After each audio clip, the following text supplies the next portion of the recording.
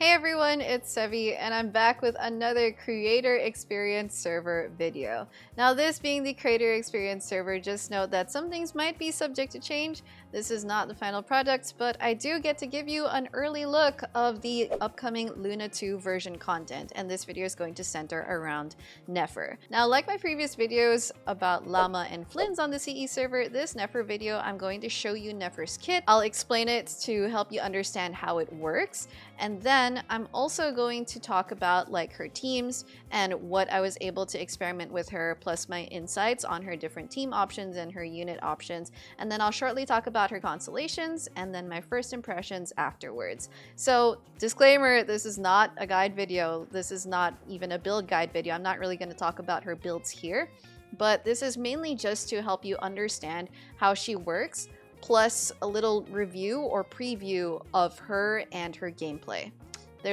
We're not really going to be doing prescriptive information here, mostly descriptive stuff.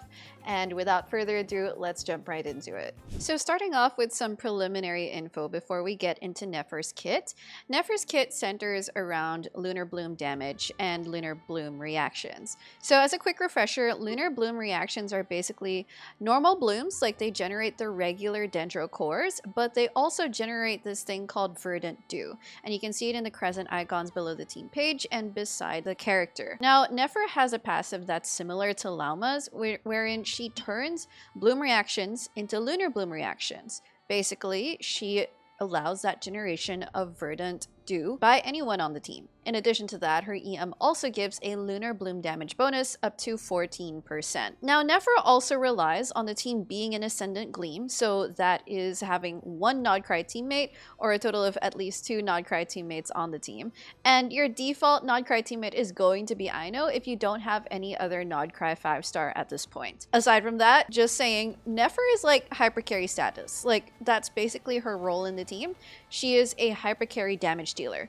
Her team sets up Bloom/Lunar Bloom reactions as resources to buff Nefer's own damage. So let's expound on that and get into her kit. Let's start off by talking about Nefer's skill. So Nefer's skill at C0, it has 2 charges. You can see the little 2 dots over the icon. When Nefer uses her skill, she enters the Shadow Dance state. And if you have Verdant Dew present or available, then Nefer consumes a Verdant Dew when she uses a charged attack in this state. And when she does that, she does a special charged attack called a Phantasm Performance. Now the Phantasm Performance, it doesn't consume stamina, her interruption resistance increases, and she has 3 Phantasm Performance uses per skill charge, based on her multiplier page. So what exactly happens when she does a Phantasm Performance? Well, Nefer summons a shade, or shades, and they deal Dendro damage. But Nefer's damage is considered as normal Dendro damage, while the shades damage is considered Lunar Bloom damage. So this is where the Lunar Bloom damage really comes in. It comes in through her shades in these special charged attacks. Now what's important to note here is that the shades Lunar Bloom damage scaling is purely EM based on the talent multiplier page. You can see it's just elemental mastery. It's not attack plus elemental mastery. And also, since it's Lunar Bloom damage, that formula uses extra EM based multipliers. So just based on this alone, you can already tell that Lauma's stat priority is going to center around EM. And because Lunar Bloom damage can crit, it's also going to center around crit. So basically, these Lunar Bloom damage numbers are what you can expect to really be the big numbers coming out of Nefer's kit. And it's going to come out frequently because she can do multiple charge attacks per skill charge, and she has 2 skill charges as well. Now, her on-field gameplay is really just going to be that. You use her skill to enter the Shadow Dance state, you do 3 charge attacks, and then skill again for the second charge, and then 3 charge attacks again. Now, to make sure that she absolutely does not run out of Verdant Dew to fuel her charged attacks, she has a passive to help with that. So her passive, called Daughter of Dust and Sand, it works this way. While she's in her Shadow Dance state, if she does a charged attack within 5 seconds of a party member triggering Lunar Bloom, Nefer will continuously regenerate Verdant Dews. So, you know, she's going to keep them coming. And it also says that every 100 points of Nefer's EM beyond 500 will strengthen this regeneration effect. So, It goes strengthens up to 50%, and this wording does sound strange. Honestly, it was a little weird coming across it, but you have to remember that the Verdant Dew's default generation cooldown is 2.5 seconds, and by strengthening that regeneration effect, that basically just allows her to regenerate them faster. So this is just to make sure that Nefer will be able to continuously regenerate that Verdant Dew as fast as she's consuming it with the repeated charge attacks that she will be doing. That's not all though. She has another passive that works to buff her Phantasm Performance charged attacks. This one is called Wager of Moonlight. So when Nefer is in Ascendant Gleam, which she has to be because this is very important to buffing her damage, after Nefer does her skill, existing Dendro and Bountiful Cores are going to be converted into Seeds of Deceit, and for 15 seconds after she enters her skill or she uses her skill, any Lunar Bloom reactions that would turn into a Dendro core or a Bountiful Core will instead become Seeds of Deceit. And these are the special looking seeds right here that are neither Dendro core, they're not Bountiful Cores either. They're these darker shaded little things that are floating around. And these seeds, they can't react into hyperblooms or burgeons either. They just stay as is. Now, when Nefer uses her charge attack or does her special charge attack, she's going to absorb those Seeds of Deceit, and those turn into Veil of Falsehood stacks. 1 seed equals 1 stack. But those Veil of Falsehood stacks, they're important because each stack buffs her Phantasm Performance by 8%. And when this reaches all 3 stacks, which is the cap, or if the 3rd stack is refreshed, then Nefer's EM is increased by 100 for 8 seconds. This is honestly something that you don't really have to think about in practice as long as you do the setup well, or as long as you set up her teammates well, because this is just going to automatically happen if she has 3 Seeds of Deceit to absorb right as she starts her attack string. And if you get that, then you can expect to get all 3 stacks right away. She'll get her extra EM on top of that thanks to this passive, and it's just going to turn into big damage. As long as you keep these in mind, you have your teammates setting up appropriately, then it's going to be all fine. Now moving on to her burst real quick, her burst also deals Dendro damage, but it consumes the Veil of Falsehood stacks to increase her burst damage. So take note that when she does her Phantasm Performance, as long as she has Veil of Falsehood stack, it's going to buff her damage, but her burst actually consumes those. So, you know, if you want to have big burst damage, then having 3 Falsehood stacks is going to be great. It's going to be more stacks for the burst to consume and even bigger damage. And at talent level 10, each Veil of Falsehood stack gives 40% damage bonus to her burst. But I will say that using her burst is very optional. Like, you don't even really need to be concerned about building energy towards it because the majority of Nefer's damage is going to be coming from her special charged attacks. And so, you know, just using her burst in the middle of her field time is not a good idea. If you do use it at the end so that you can get that very beautiful, very hot animation that she does when she crosses her legs and everything. I know some of you will want to see it. I understand. I am that way too. Now, that's basically how the important parts of her kit go. I guess some extra stuff is that if you do use Nefer's charged attack, while there aren't Verdant Dews present, she's going to do this special glowing sprint for like 2.5 seconds. And then she'll just end it with a charge attack animation. In my opinion, this isn't really like an impressive mode of transportation, and it lasts only for 2.5 seconds, which I think is shorter than Yelan when she does her hold skill, right? And personally, I kind of wish that Nefer turned into a snake or a serpent or something, the way that Lauma turns into a deer when she does her charged attack, but there isn't really any of that. All right, so if you got through that and you're still a little bit confused, here's the Razor language portion of how Nefer's gameplay works. First, you want to use her teammates' abilities to set up Verdant Dews and Dendro cores through the Bloom reaction. Because Nefer's there, those Bloom reactions are automatically going to become Lunar Bloom reactions, and you get Verdant Dews. Then, Nefer goes on field, she uses her skill to enter the Shadow Dance state. And then, Dendro cores that are already there or that will become generated are going to turn into Seeds of Deceit. And then Nefer performs a special charge attack by eating a Verdant Dew and then absorbing present Seeds of Deceit to buff that Phantasm Performance special charge attack. She herself does some Dendro damage, but her shades do big Lunar Bloom damage. She does 3 of these Phantasm Performances. Then she uses her second skill charge and repeat another 3 Phantasm Performances.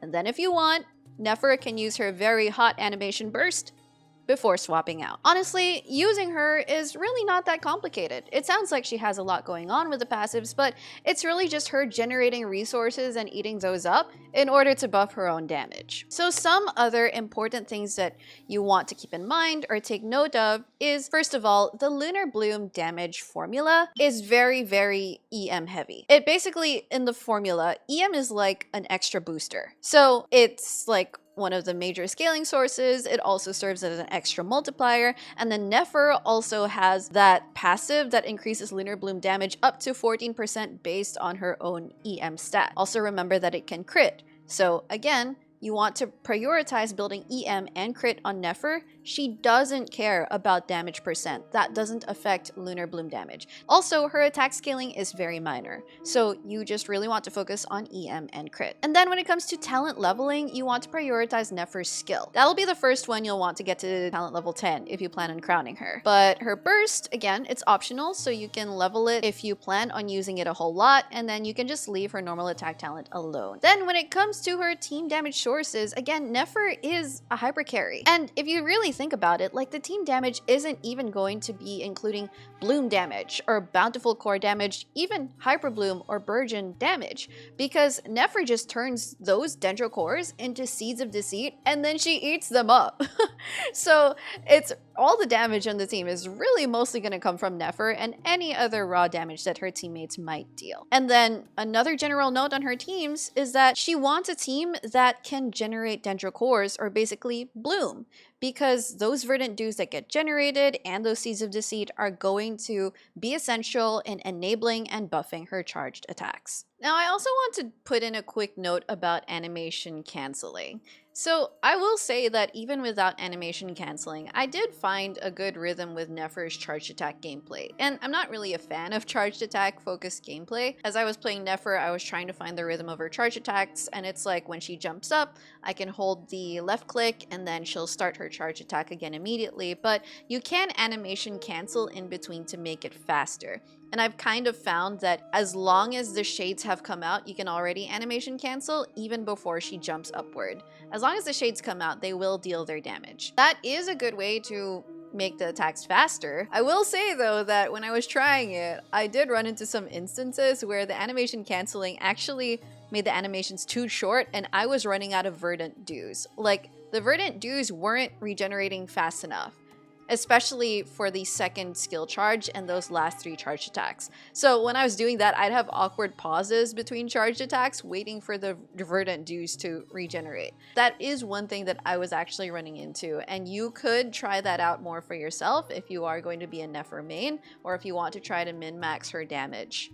So next I want to talk about Nefer's teams, and this again isn't really going to be very prescriptive. It's not really going to be like these are her best teams, but I do want to talk about her teammates that I tried out that I did believe have good potential and experimented with to share my insights on whether it felt clunky, whether it was smooth, whether I think they have better synergy in this regard, and all that.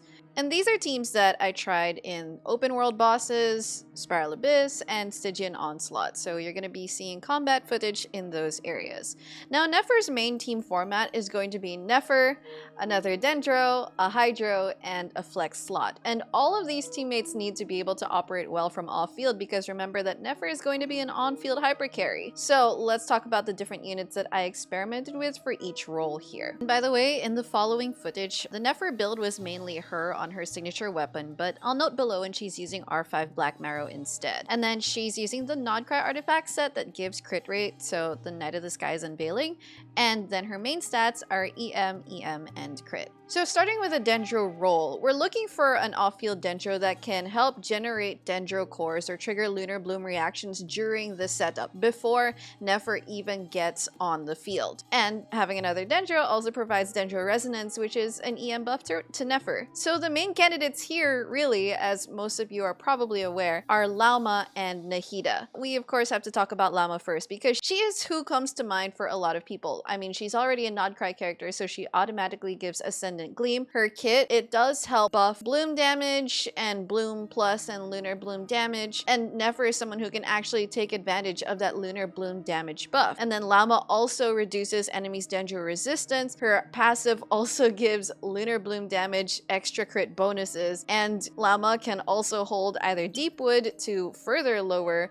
enemies' Dendro resistance, or even use Silken Moon Serenade to give Nefer more EM. And honestly, playing with Lauma kind of went as I expected. I mean, it was a strong team. I did see Nefer's biggest numbers on that team, especially in Spiral Abyss. It was quite smooth. In Stygian Onslaught, it was a little bit of a struggle just because you start without the burst, so it was a matter of building up Lauma's burst in order to really get the full kit working. Also, as an extra note, if you're playing Lauma with Nefer, you want to remember that when you're using Lauma, do not hold her skill, because holding her skill is going to consume the Verdant Dews, and Nefer actually wants those Verdant Dews for herself. So if you're using Lauma with Nefer, just tap Lauma's skill and then you can use her burst, and then just leave the Verdant Dews for Nefer to eat. Next, let's talk about Nahida. So the main contribution that Nahida provides, aside from, of course, the off-field Dendro application, is that she can buff Nefer's EM stat using Nahida's burst. And this is pretty big, because remember that Nahida's burst, it shares EM from the highest EM stat on the team.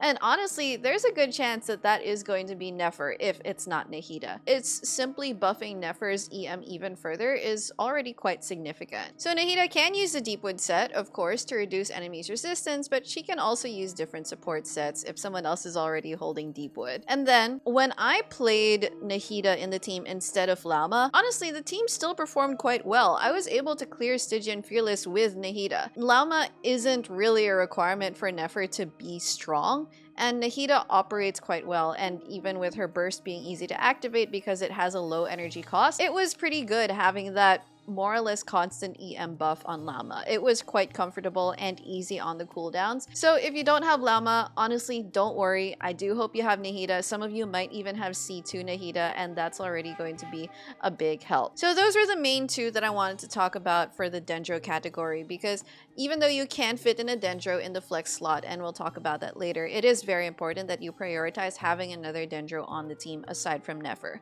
Okay, now for the Hydro application, the off-field Hydro application. I just want to preface this with Nefer's default combo is skill and then a string of charge attacks. So it's kind of a Nivelette situation where you'd rather use a Hydro applicator that's automatic instead of one that needs normal attacks to proc.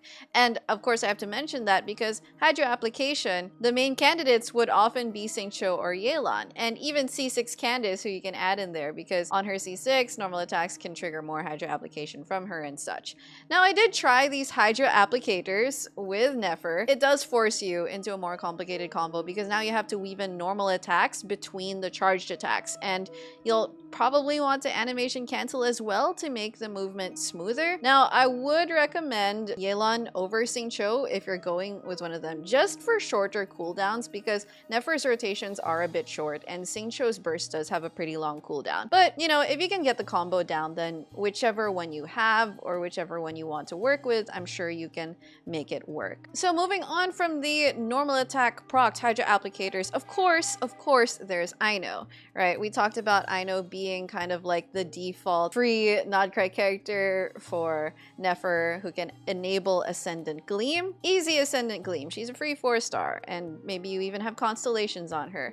And then her burst Hydro application is automatic. You don't have to think about proccing it once her burst has been laid down. And the burst also has low energy requirements, it has a short cooldown, and she even has a constellation that can share EM to her party members. It's only inconvenient if you're fighting an enemy that moves around a lot. And I did experience this with the new boss that's in the overworld and in Stygian, because sometimes it moves out of Aino's burst radius and then it's kind of cooked, but that's the main downside. If you're fighting a very stationary enemy, then honestly you don't have to worry too much about Aino's burst positioning. But you know, Aino, solid option, solid free option that everyone has. Another one that I tried is Farina, and aside from the fact that Farina does keep you at half health because, you know, when you use her skill, she's like slowly reducing your health, I did feel that her personal damage made the Stygian run faster in this case. Now, Farina, you don't need to use her burst in this scenario because Nefer actually doesn't need the damage bonus from Farina's fanfare stacks. So you're really just using Farina for the Hydro app and what damage her skill can offer. Because she's there though, you do want a good sustain, or you just want to be aware of your HP, because like I died more times than I'd like to admit trying Farina in Stygian Onslaught. And another upside is that but you can equip Farina with the key, and then that's going to share more EM to Nefer. Another one that I tried is Nilou, and here you're not playing Nilou for the bountiful cores at all, because remember, Nefer's just going to turn those into seeds. So you're actually just playing Nilou for her water ring. And that actually proved to be comfortable enough, even. She's not providing any damage, but that's not really going to be a problem because Nefer is a hyper carry. She's doing the damage on the team. And for Nilou, you also don't have to build energy to burst. And actually, Barbara, as your default 4-star, aside from Aino, you know, if you have someone else to enable Ascendant Gleam, Barbara can serve a similar purpose. You just have to hug the enemy.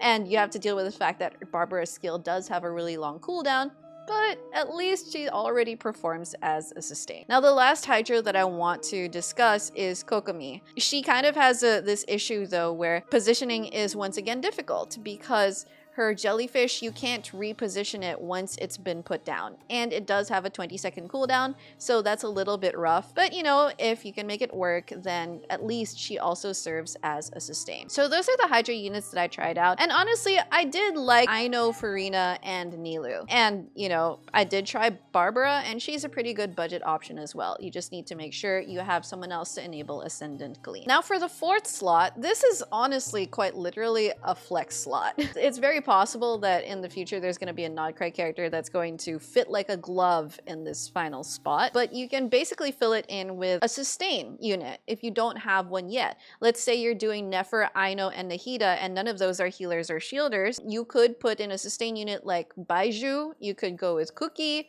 you could even go with Yao Yao, or even Inefa. I personally found Cookie quite comfy because her healing does follow you around in a ring. You're not even worrying about her hyper blooming here because Nefer is just going to turn those Dendro cores again into seeds. So you don't need to worry about Cookie having super high EM so that she can generate hyper bloom damage, right? And then another one is Inefa. If you don't need her in any other team, Inefa will enable Ascendant Gleam for you, and then her burst also gives an EM buff to her teammates. So that can be a solid option. Aside from that, you can also fill the 4th slot with a 3rd Dendro even if they're not a sustain. So I don't know, maybe you want to throw Kole in there or something, aside from the healer options Baiju or Yao Yao. And then generally, you can also just throw in someone who can share EM to the team or share EM to Nefer, or just someone who can hold an instructor set or someone who buffs Lunar Bloom. The characters that come to mind, even if they might not seem really synergistic, but they give EM, so they help Nefer somehow still. Those are like Sucrose, Albedo with his burst, and then again there's Inefa, there's someone who can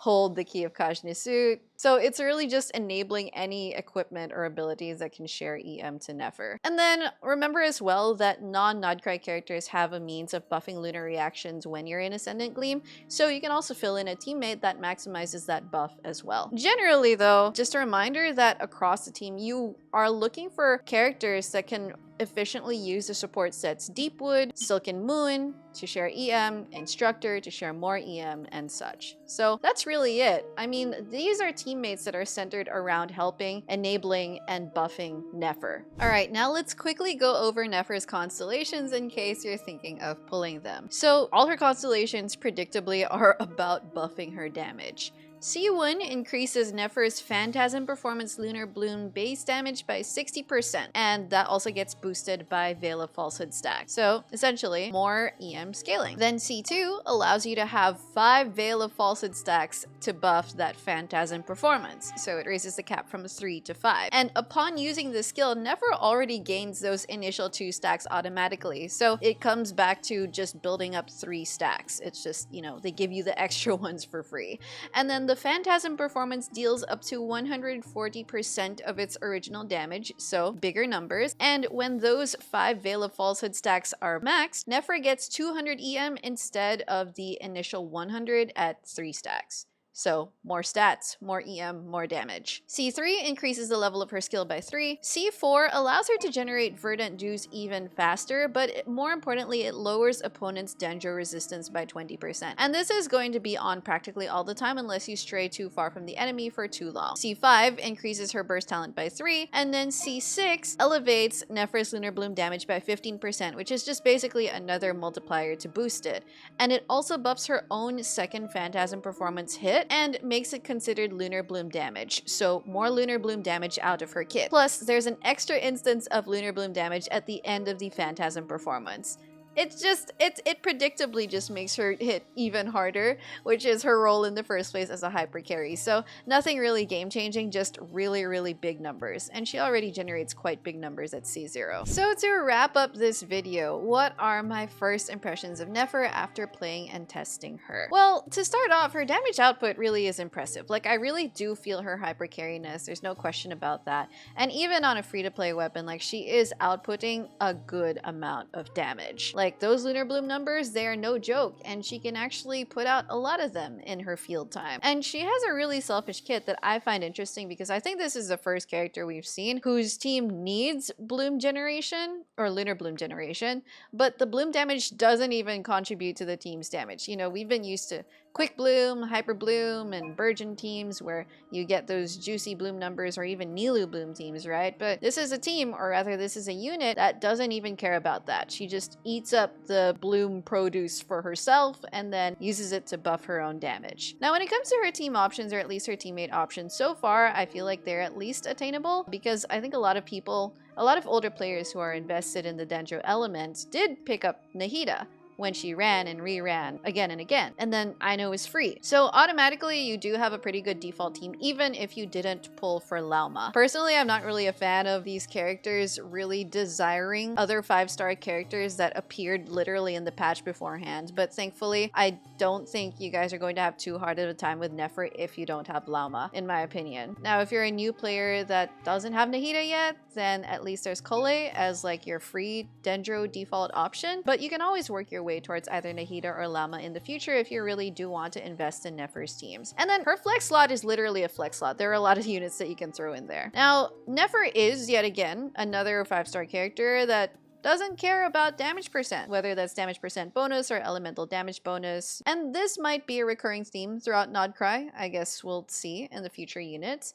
But yeah, I just found that interesting. And I do have to say, on a personal note, that Nefer's charge attack focus gameplay is not for me. So maybe there are some of you out there who aren't really fans of Hu Tao gameplay or charge attack gameplay. And you guys, I don't think you really enjoy Nefer's gameplay if you feel that way. But if you really are invested in Nefer, or if you really are interested in her character, then I'm sure you'll find a way to make her work, or at least enjoy her being on screen, on field. And I will be curious to see how Nefer players will maximize her damage, especially with animation cancels or trying to figure out, you know, the best combos, the fastest combos, and such upon her release. And that's going to be all for this video. Comment down below if you're going to be pulling for Nefer, what you think of her so far, and maybe who you plan on teaming her up with. If this video helped you out, don't forget to leave a like, subscribe to my channel for more content, and I will see you soon.